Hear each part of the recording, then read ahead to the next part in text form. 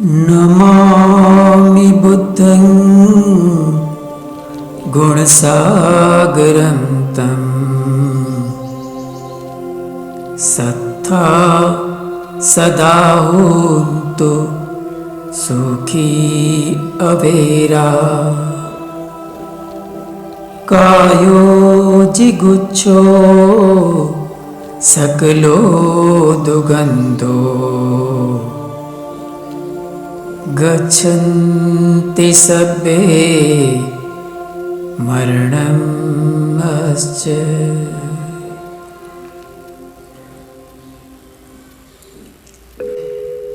हमारे पास क्या है क्या नहीं, हम क्या मानते हैं क्या नहीं मानते हैं, आर्य सत्य को उससे फर्क नहीं पड़ता है। दुनिया के सबसे महान वैज्ञानिक आइंस्टाइन हो, एडिसन हो कि निकोला टेस्ला हो, सुकरात, प्लेटो जैसे दुनिया के बड़े दार्शनिक हो या बड़े आत्मज्ञानी हो, सिगमंड फ्रॉइड जैसे महान मनोचिकित्सक हो या दुनिया का महान जादूगर हो, चाहे महान चमत्कारिक आदमी हो, चमत्कार भी तुम्हें हमेशा के लिए दुख से मुक्त नहीं कर पाएगा। चाहे दुनिया का अव्वल नंबर का धनपति हो, चाहे बच्चा हो, बूढ़ा हो या जवान, स्त्री हो या पुरुष, मनुष्य हो या मनुष्येतर, दुख नाम का आर्य सत्य किसी को भी छोड़ता नहीं है। जीवन में दुख, पीड़ा, अवसाद आना ही आना है। व्याधि, बुढ़ापा, मृत्यु, पारिवारिक दुख, आर्थिक दुख, असलामती का भय, मानसिक बीमारी, ये सब कभी न कभी आना ही आना है। हम कितना भी करें, अंत में मृत्यु और मृत्यु का भय सताने वाला है। आदमी सामान्य हालात में वो नहीं सोच सकता जो कि मृत्यु के कुछ क्षण पहले सोचता है, और वो मृत्यु का डर होता है। अंत समय में कोई ना कोई प्रश्नार्थ सताने लगता है। हमेशा के लिए दुख और पीड़ा से मुक्ति का एक ही उपाय है, एकायनो अयम भिक्खवे मग्गो, आनापानसति और विपස්සना ध्यान। मरने से पहले मरने की कला जान लेना। जीवित रहने के लिए दुख, दौर्मनस्य, पीड़ा का होना जरूरी ही नहीं, अनिवार्य भी है। क्योंकि शारीरिक या मानसिक दर्द, पीड़ा की संवेदना नहीं होती तो क्या हो सकता है, इसकी कल्पना भी डरा देने वाली है। हम एक दिन भी जिंदा नहीं रह सकेंगे। एक दिन तो बहुत ज्यादा है, एक घंटे भी जिंदा रहना मुश्किल है।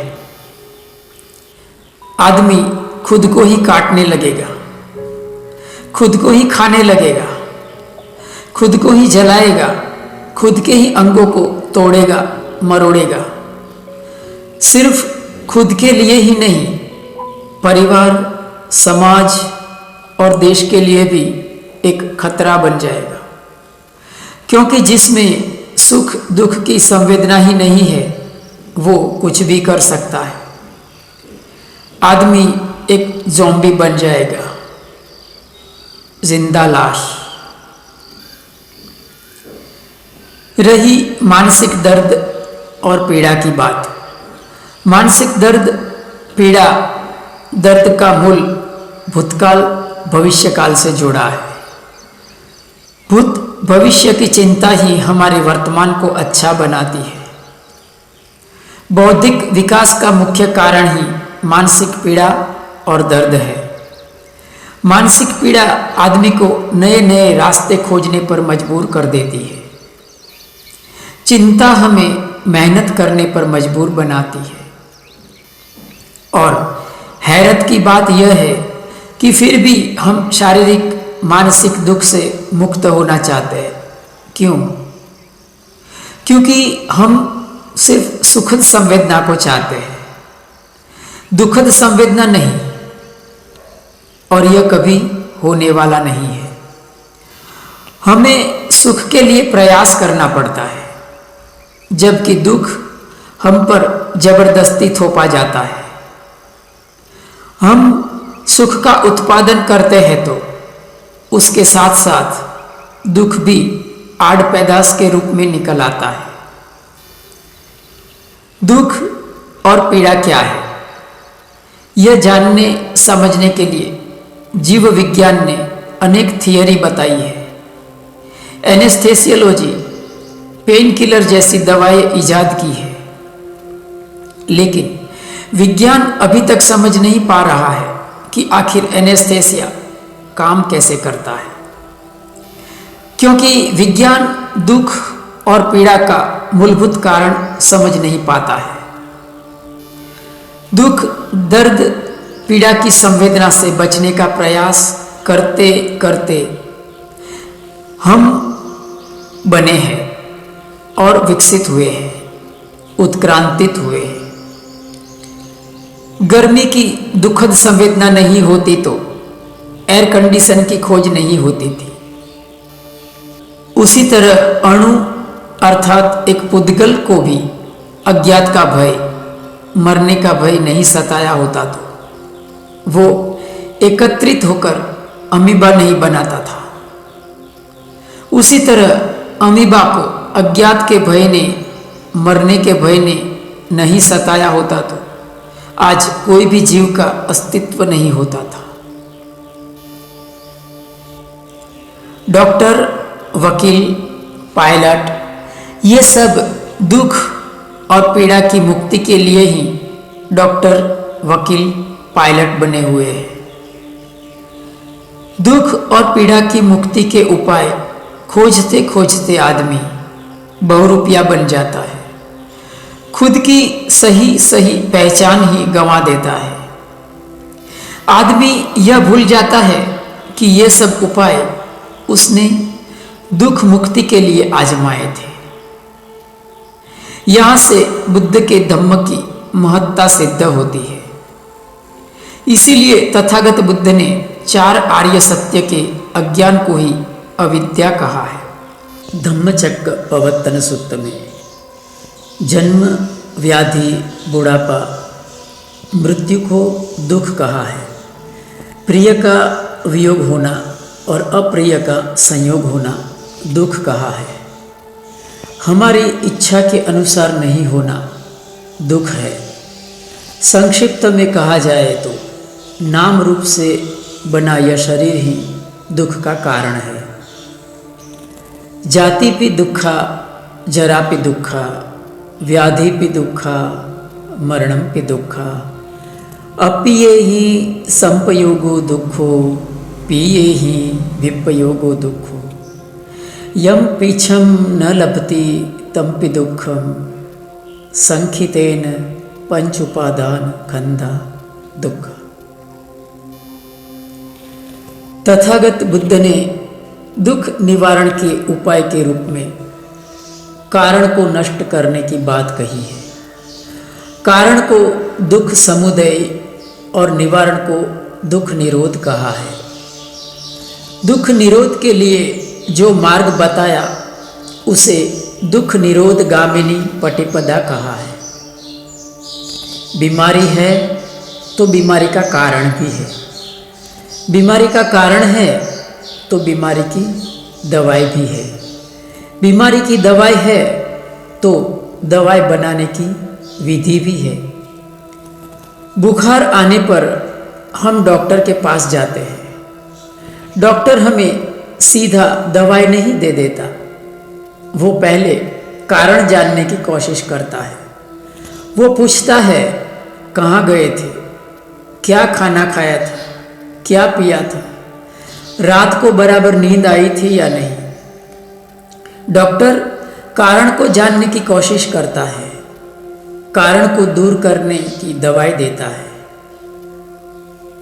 यायम तणहा पोनो भाविका नंदी राग सहगता तत्र तत्राभिनंदिनी सेयथिदम काम तणहा भवत तणहा विभव तणहा। तथागत बुद्ध ने तृष्णा को दुख का कारण बताया है। तृष्णा अर्थात इच्छाएं, अपेक्षाएं, प्यास, जीवन में कुछ पा लेने की महत्वाकांक्षा, जीवन में से कुछ हटा देने की तीव्र इच्छा, कुछ नहीं चाहिए की चाह, स्वर्ग में जन्म लेने की चाह, जन्म और मृत्यु से मुक्त हो जाने की तीव्र इच्छा। उसका कारण संवेदना को कहा है। पस्स पच्चया वेदना, वेदना पच्चया तणः। संवेदना का कारण इंद्रिया, आँख, कान, नाक, जीभ और त्वचा को बताया गया। षडायतन पच्चया पस्स। इंद्रियों का कारण नाम और रूप को बताया गया। नाम रूप पच्चया षडायतन। नाम रूप का कारण मन को कहा गया।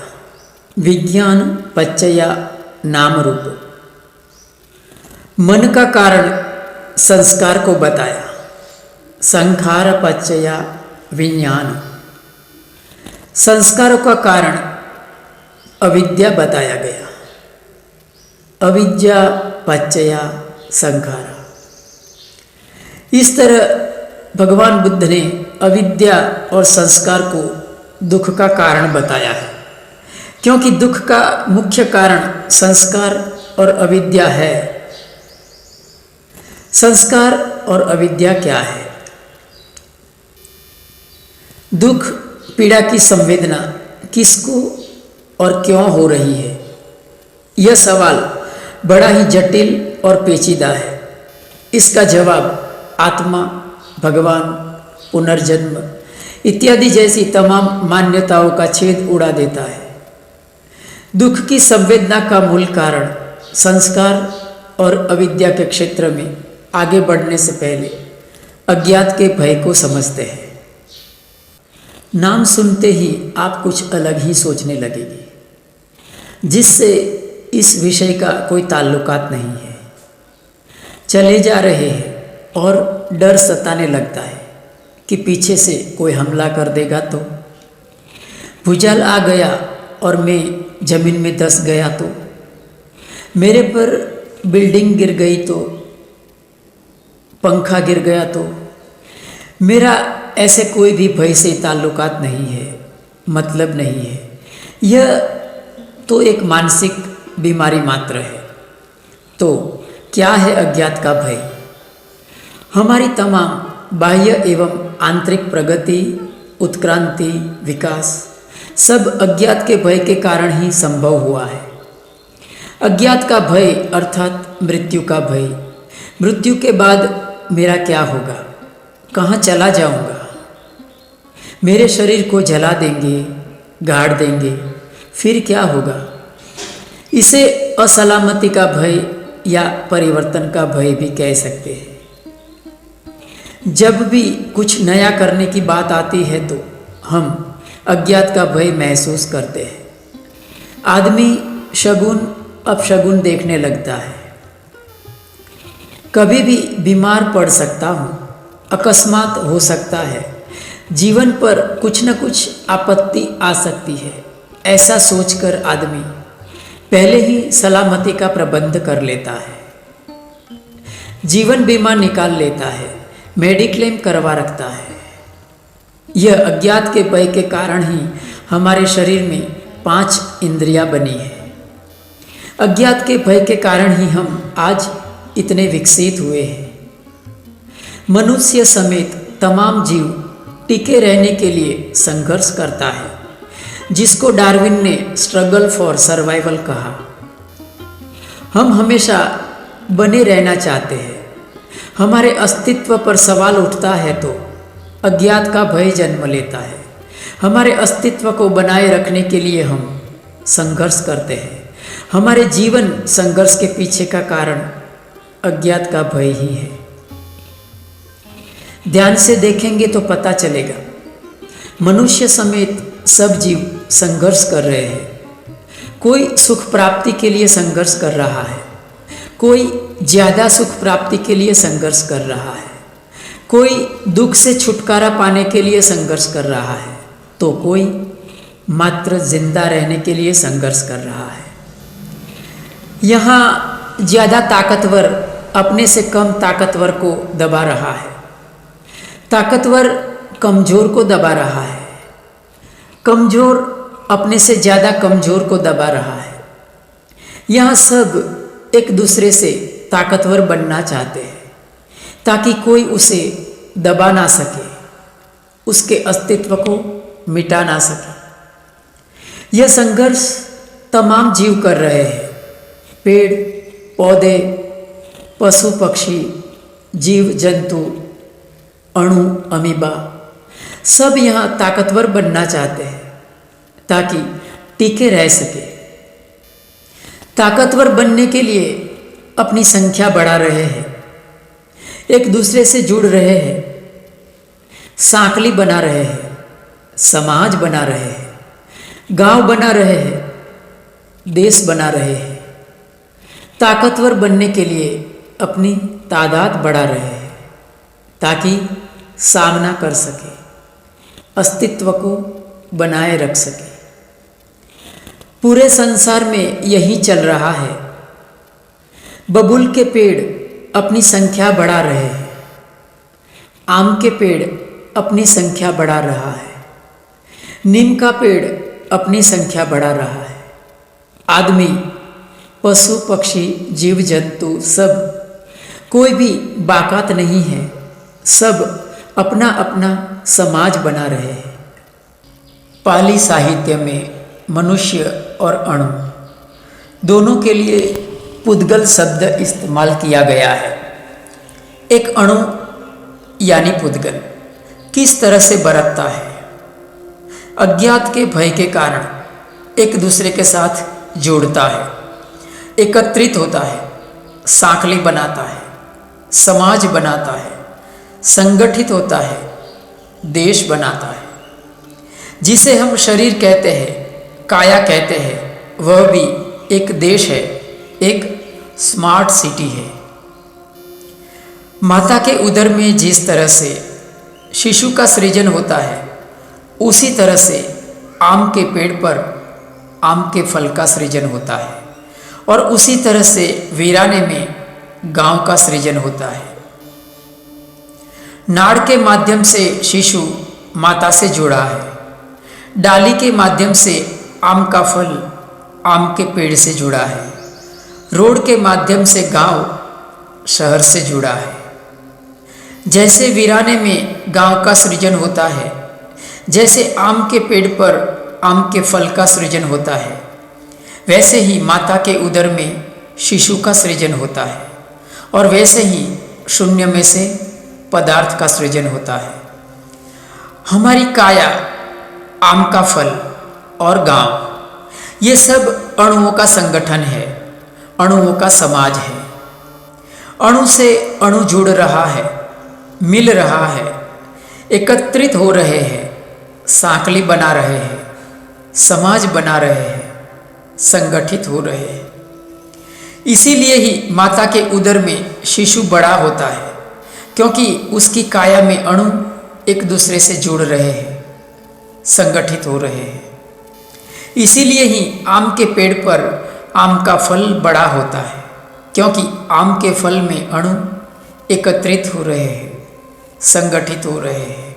इसीलिए ही वीराने में बसाया हुआ गांव बड़ा होता है, क्योंकि वीराने में मनुष्य एकत्रित हो रहे हैं, संगठित हो रहे हैं। गांव किसने बनाया? सबने मिलकर बनाया। मगर गांव में एक सबसे ज़्यादा ताकतवर आदमी होगा, एक सबसे ज़्यादा बुद्धिमान आदमी होगा। ये दोनों गांव पर शासन चलाएंगे।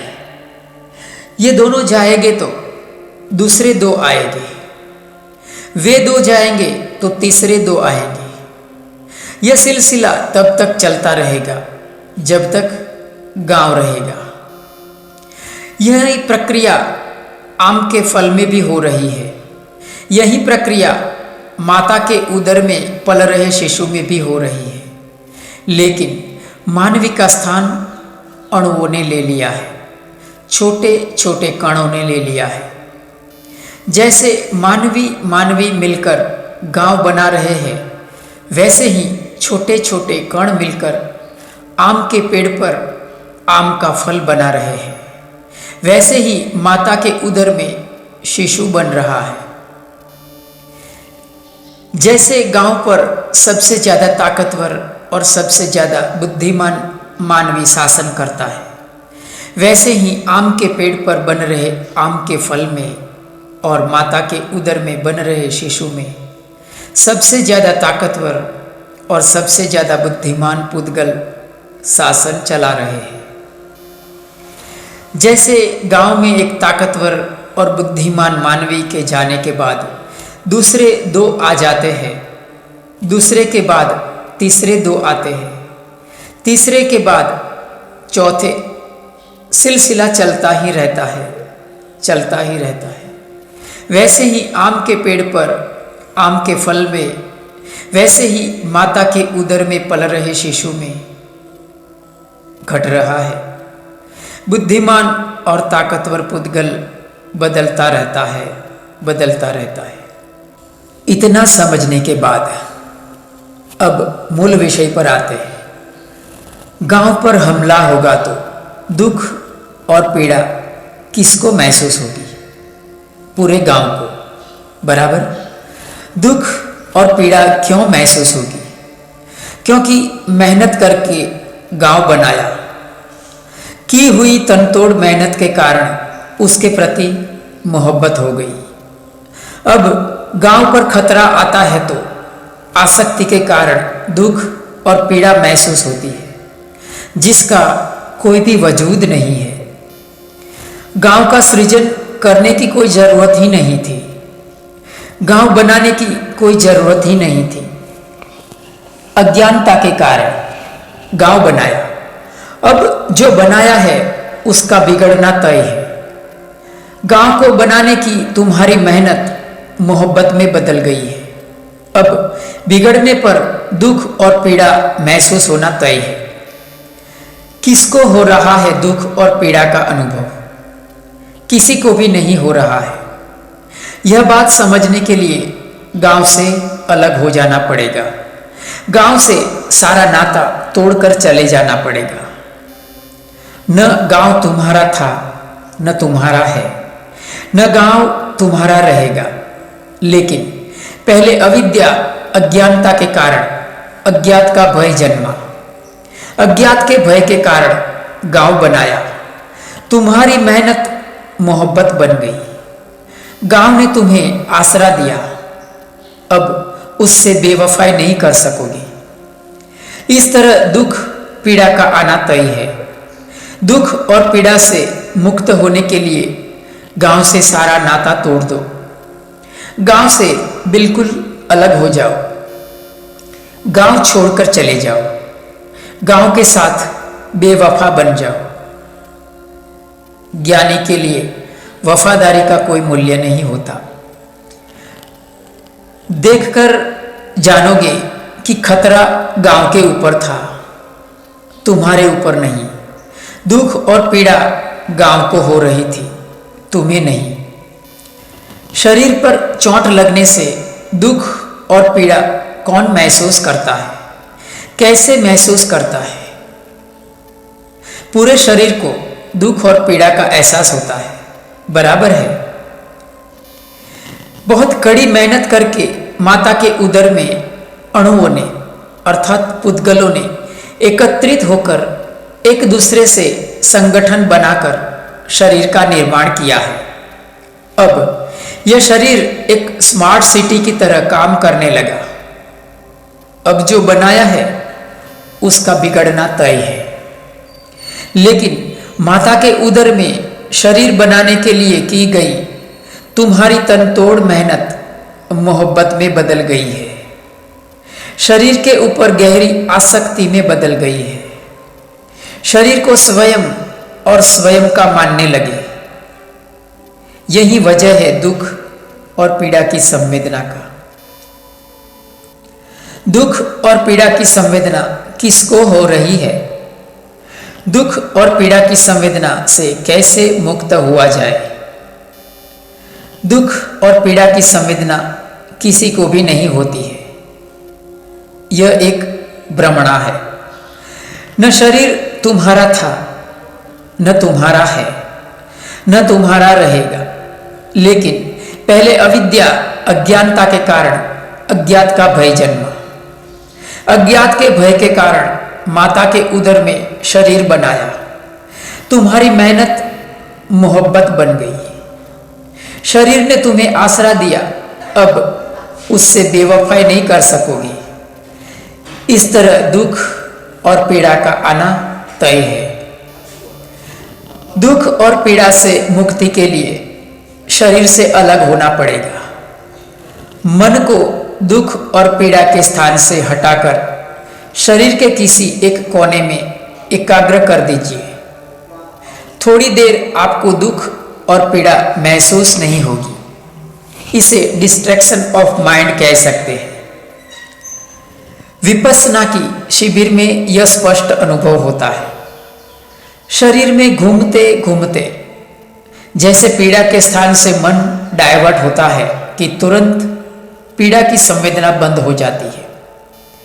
लेकिन हास्यास्पद बात यह होगी कि दुख पीड़ा से मुक्त होते ही यह भी पता चलेगा कि शरीर में कहीं पर दुख या पीड़ा का है। लेकिन हास्यास्पद बात यह होगी कि दुख पीड़ा से मुक्त होते ही यह भी पता नहीं चलेगा कि शरीर में कहीं पर दुख या पीड़ा की संवेदना है। आदमी को लगेगा कि वो संपूर्ण स्वस्थ है। यह एक टेम्पररी दुख मुक्ति का उपाय है।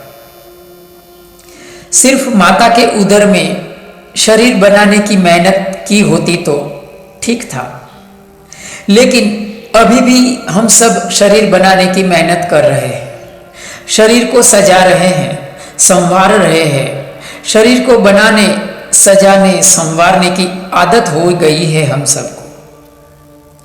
यही संस्कार है जो कि अज्ञानता, अविद्या से बन रहा है। ध्यान से जानेंगे तो पता चलेगा कि दुख और पीड़ा किसी को नहीं हो रही है।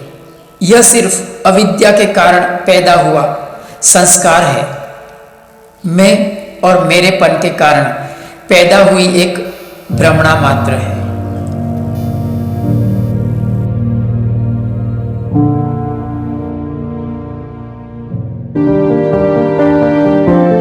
To accelerate the wheel of Dhamma, subscribe the channel and press the bell icon.